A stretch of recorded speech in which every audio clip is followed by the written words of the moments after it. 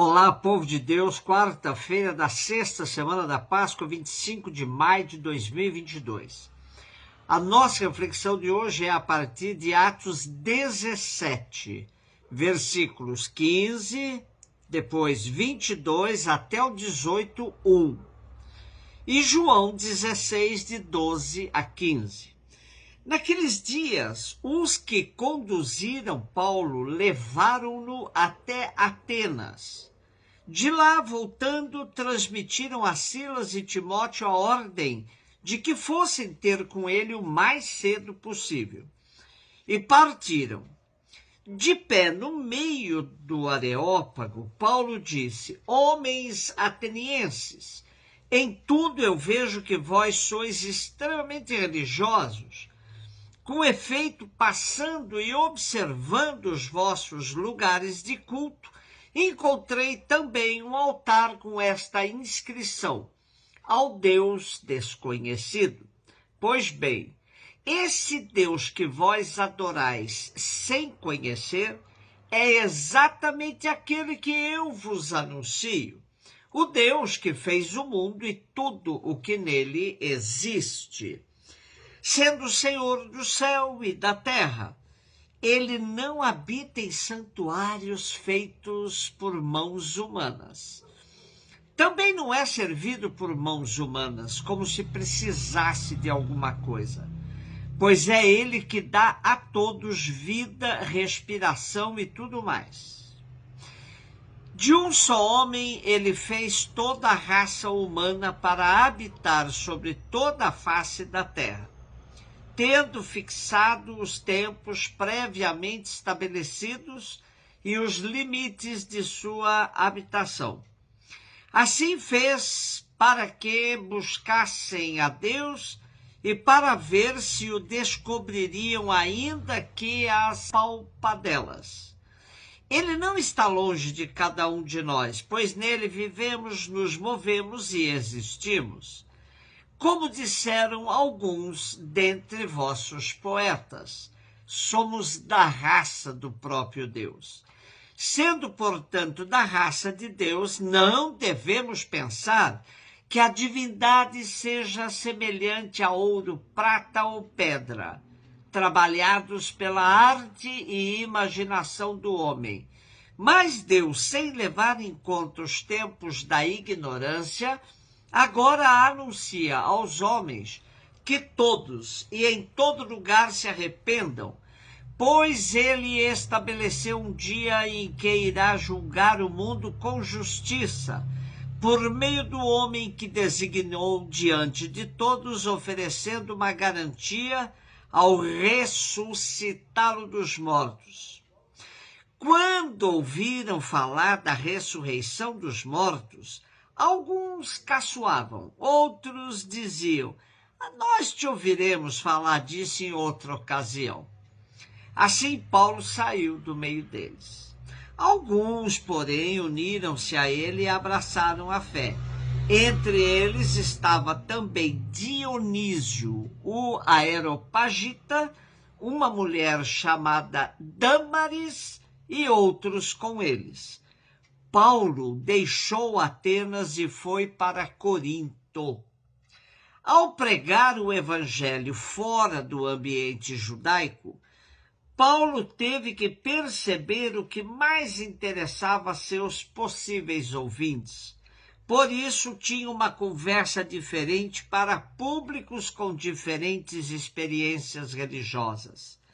Ao chegar a Atenas, centro de intelectuais e filósofos, teve dificuldades e buscou uma nova linguagem. Paulo procurou destacar o que havia de melhor no coração e na experiência de vida dos atenienses. Usou uma linguagem que seria familiar e interessante para aquele público. Ele, que era judeu, deixou de lado os argumentos tradicionais que só faziam eco no coração de quem pertencia ao seu povo. Soube se adaptar ao público para que a mensagem pudesse ser ouvida com mais interesse. apesar do esforço de Paulo, não teve muito sucesso, sobretudo quando quis anunciar-lhes a ressurreição. Apesar de ser difícil para aquelas mentes, a ressurreição era o carro-chefe da pregação do apóstolo, e ele não poderia prescindir dela de jeito nenhum. Não podia ser deixada de lado. O mais importante era ser fiel à novidade do Evangelho. Não adiantaria fazer um bando grande de admiradores da sua eloquência, deixando de anunciar o centro da mensagem de Jesus. Ao ser mencionada a ressurreição, os curiosos perderam o interesse e outros zombaram da proposta. Muitos acham que isso quer dizer que naquela ocasião o trabalho de Paulo foi um fracasso. Mas não é bem assim.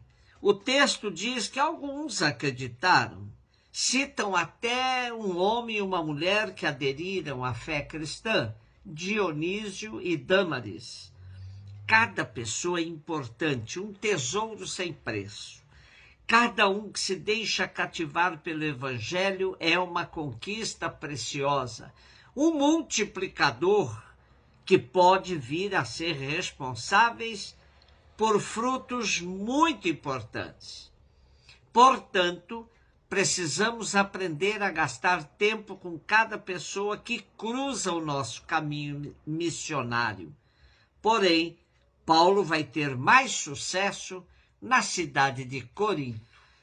João 16, 12 a 15, disse Jesus a seus discípulos: tenho ainda muitas coisas a dizer-vos, mas não sois capazes de as compreender agora. Quando, porém, vier o Espírito da verdade, ele vos conduzirá à plena verdade. Pois ele não falará por si mesmo, mas dirá tudo o que tiver ouvido, e até as coisas futuras vos anunciará. Ele me glorificará, porque receberá do que é meu e vou-lo anunciará. Tudo o que o Pai possui é meu. Por isso disse que o que ele receberá e vos anunciará é meu. Tenho ainda muitas coisas a lhes falar, mas agora vocês não as conseguem assimilar. Quando ele vier, o Espírito da verdade, ele conduzirá vocês na verdade plena. Ele será o guia na plenificação da verdade. Porque a verdade não é coisa feita e acabada, mas a compreensão certa de cada momento. Jesus viveu em um determinado momento, mas o Espírito que ele envia é para todos os momentos. O Paráclito comunicará o que ele ouvir, até as coisas que vão acontecer. Ele vai nos fazer compreender que Jesus venceu. Ele manifestará a minha glória. E ele recebe isso da mesma fonte de onde provém as palavras faladas por Jesus mesmo. Ele receberá daquilo que é meu e anunciará a vocês. Tudo que o Pai possui é meu. Por isso digo que ele recebe do que é meu e o anunciará a vocês. O ensinamento do Espírito Paráclito para o dia a dia, na ausência de Jesus, tem a mesma natureza, qualidade e importância que o ensinamento de Jesus durante sua vida terrestre. Daí a importância de saber distinguir os espíritos. Nestas leituras que estamos realizando do quarto evangelho, algumas ideias fortes saltam aos nossos olhos, corações e mentes.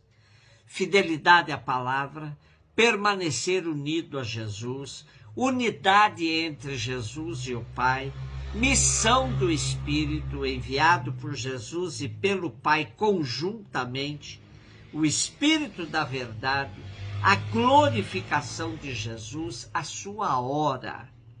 A importância da perseverança nos ensinamentos de Jesus é, de fato, um dos pontos mais significativos do esquema de João. Permaneçamos em Jesus, pois com ele estaremos no seio da Trindade. Um beijo no seu coração.